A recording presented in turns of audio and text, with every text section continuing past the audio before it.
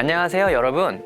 저번 시간에 생성형 AI가 무엇이고 어떤 종류가 있는지, 그리고 사용 시 유의사항에 대해 알아봤습니다.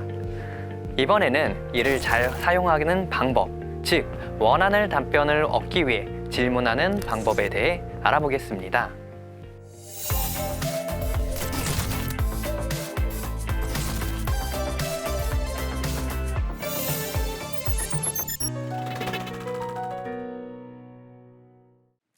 여러 가지 생성형 AI가 있지만 먼저 근본부터 시작해 봐야겠죠. 생성형 AI가 대중화되는데 가장 큰 기여를 한 챗GPT를 통해 생성형 AI에게 원하는 답변을 얻기 위해 질문하는 방법을 알아봅시다. 자, 이제 그렇게 좋다는 챗GPT를 써보려 합니다. 하지만 막상 쓰려 하니 어떻게 사용해야 할지 막막합니다. 구글이나 네이버에서 그냥 검색하듯이 자료를 찾듯이 사용하면 될까요? 네, 그렇게 사용하시면 안 됩니다.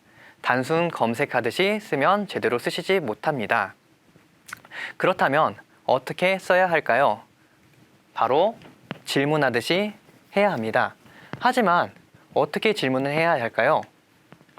네, 그래서 오늘은 챗GPT를 이용하여 쉽고 빠르게 원하는 답변을 얻을 수 있는 생성형 AI 사용을 위한 질문법을 알려드리려고 합니다. 바로 G, E, A, R, 기어입니다. 기어는 질문을 위한 단계를 약자로 나타낸 것입니다. 기어의 뜻과 같이 우리가 알고 있는 톱니바퀴가 돌아가는 모양을 연상하시면 좋습니다. G, 꼴, 목적 정하기. E, explain, 설명하기. A, ask, 묻기. R, review, 검토하기 순서로 진행하시면 됩니다. 단계를 하나하나씩 설명해 드리도록 하겠습니다.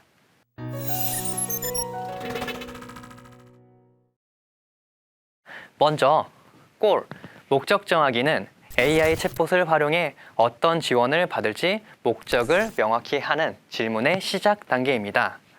이번 질문의 목적은 GPT를 활용해서 수업활동 1, 2, 3을 만들기를 도움받기로 정하도록 하겠습니다.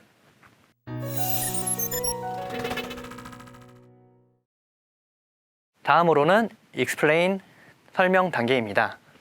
GPT에게 내가 원하는 답변을 얻기 위해서는 설명하는 질문을 하는 단계입니다. 먼저 역할, 그 다음에 대상 및 상황, 원하는 내용, 답변 요구 형식으로 설명하시면 됩니다. 질문을 만들어 보겠습니다. 너는 초등교사야, 역할이죠. 그리고 그 다음 대상 및 상황 설명으로 만들거나 체험하는 활동을 좋아하는 초등학교 5학년 학생을 대상으로, 다음으로는 원하는 내용으로 태양계에 존재하는 행성을 알아보는 수업활동 3가지를, 마지막으로 답변 요구 형식, 표로 정리해서 알려줘. 이렇게 쓰시면 되고요. 여기서 형식은 글자 수나 연극 대본 형식처럼 다양한 형식을 요청할 수 있습니다.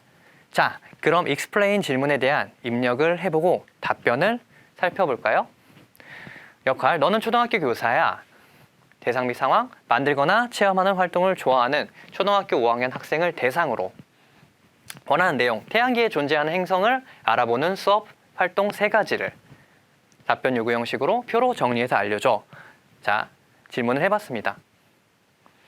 자, 놀랍게도 수업 활동에 대한 답변을 굉장히 잘 해줍니다. 먼저 행성 모형 만들기. 학생들이 각자 맡은 행성의 사이즈, 색깔, 특징 등을 조사하여 직접 행성 모형을 만든다. 이를 통해 행성의 특징을 실제로 체험하면서 학습하는 활동입니다. 두 번째, 태양계 여행 놀이. 학생들이 행성 간의 거리와 크기를 알아보기 위해 교실이나 운동장에서 태양계를 배치하고 학생들은 이동하며 행성의 특징을 알아보는 활동인데 잘 짓네요.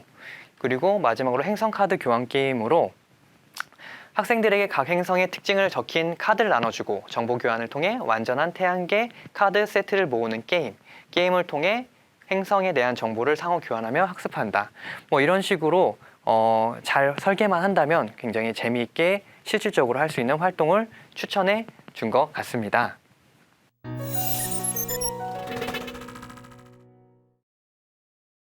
자, 이제 다음 단계로 넘어가 보겠습니다. 바로 ask, 묻기 단계입니다.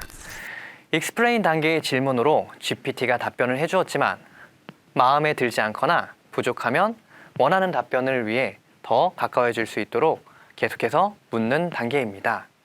저는 이전 답변에서 ask 단계 질문으로 활동 1에서 제시한 행성 모형 만들기에 행성 위치를 쉽게 외울 수 있는 활동을 추가해 줘로 질문을 해보도록 하겠습니다. 자, 이렇게 활동 1에서 행성 위치를 쉽게 외울 수 있는 추가 활동 3가지를 말해 주었습니다. 한번 살펴보도록 하겠습니다. 행성 모양 제작 1번 같은 경우는 활동 1과 같고요. 두 번째, 놀이 줄에 위치시키기는 태양부터 수성까지의 거리를 1cm로 정해 각 행성이 떨어져 있는 위치를 알아보는 활동. 네, 괜찮은 것 같습니다. 근데 보시면 송아지 끌기 노래라고 나오는데 무언가 잘못된 것 같습니다. 더구나 송, 수송, 아, 금성, 지, 지구, 화성과 목성, 천왕성, 해왕성은 맞는데 이렇게 하면 송아지, 화목천해라는 노래가 나올 수도 없고요. 그리고 금성을 제대로 표현을 한다고 하면은 소금지화 목천해입니다. 이렇게 아무 말 대잔치나 거짓을 이야기한 현상이 있는데 이런 거를 할루시네이션 현상으로 말을 합니다. 이 현상이 일어나는 원인으로는 확률적 표본 추출, 불확실성의 처리, 그리고 훈련 데이터의 한계 등으로 추정하고 있으며 현재 연구 과정에 있습니다. GPT 대답 내용에 대한 검토가 필요한 이유겠지요. 이에 대해서는 다음 차시에서 좀 더 자세히 다루어 보도록 하겠습니다. 그리고 일단은 넘어가 보도록 하겠습니다. 왜냐하면 이 다음 단계가 이런 현상을 위해 있는 ask and review가 필요한 리뷰 단계이기 때문입니다.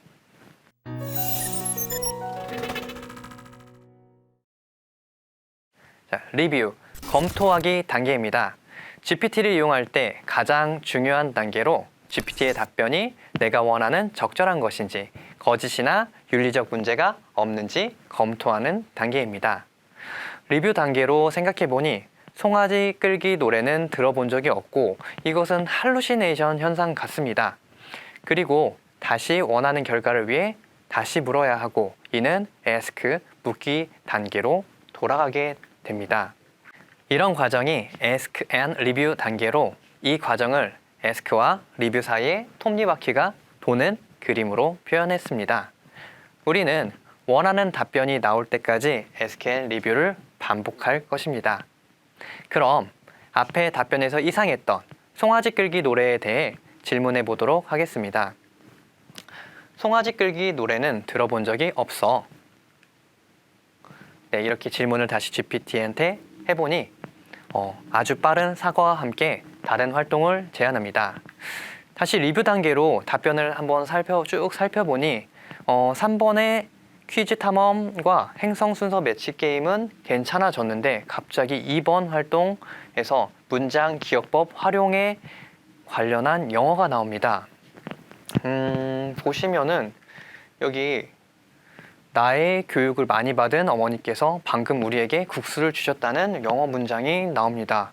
어머니께서 굉장히 고학력자셨나 봐요. 근데 충격적인 사실은 인터넷으로 검색을 찾아보니 실제로 영미권에서는 이런 문장을 교육에서 쓰고 있다고 합니다. 할루시네이션 현상은 아니었습니다. 그런데 초등학교 5학년 수준에서 과학, 영어, 연계 수업이 아닌 이상 원하는 결과를 위해 다시 묻게 될 것 같고요. 이는 ask 묻기 단계로 다시 돌아가게 됩니다. 원하는 답변을 얻기 위해 활동을 설명할 때 영어를 쓰지 않으면 좋겠어? 라는 질문을 다시 한번 GPT에게 해봤습니다. 자, 바로 또 다시 답변을 해주는데요. 영어를 쓰지 않고 제가 원하는 답변에 근접한 것 같습니다. 이번에 행성 위치 순서 외우기에서 영어가 없어졌고 적절하게 바뀌었네요. 이렇게 계속 편함과 불편함을 반복하며 묻고 검토하고 원하는 답변을 얻는 단계를 ask and review라고 할 수가 있습니다. 아까 말씀드렸듯이 톱니바퀴 돌아가는 모형으로 보여드렸던 것도 이 단계의 성질을 말씀드리고 싶었고 때문에 기어라는 이름을 통해 질문이 계속 반복해서 도는 모습을 선생님들의 머릿속에 잘 들어오실 수 있도록 구상해봤습니다.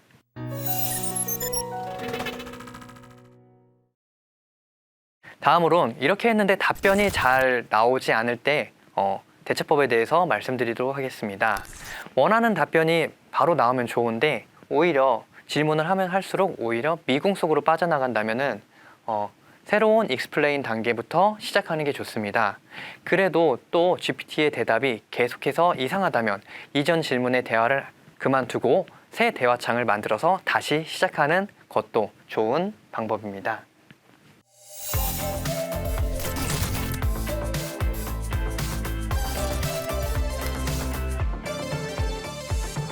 GPT와 함께 질문을 주고받다 보면 어떤 질문 방법이 효과적이고 유용한지 느끼게 됩니다. 우리가 GPT에게 하는 질문을 전문 용어로 프롬프트라고 합니다.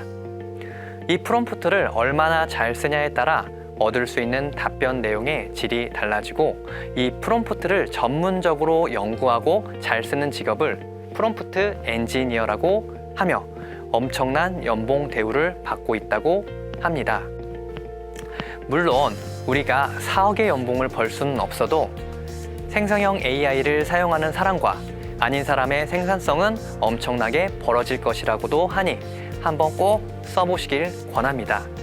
또한 학생들이 나중에 생성형 AI를 접하게 될 때 선생님들께서 먼저 써보셔서 어떤 것인지를 알고 계셔야 교육적 활용 및 접근이 가능합니다. 모든 것이 마찬가지겠지만 생성형 AI도 사용해 볼수록 활용 능력이 향상되니 기어 가이드를 통해 꼭 사용해 보시길 바랍니다. 다음 차시에서는 실제 현장에서 도움이 되는 생성형 AI 활용 팁이라는 주제로 여러분들을 찾아뵙도록 하겠습니다. 네, 감사합니다.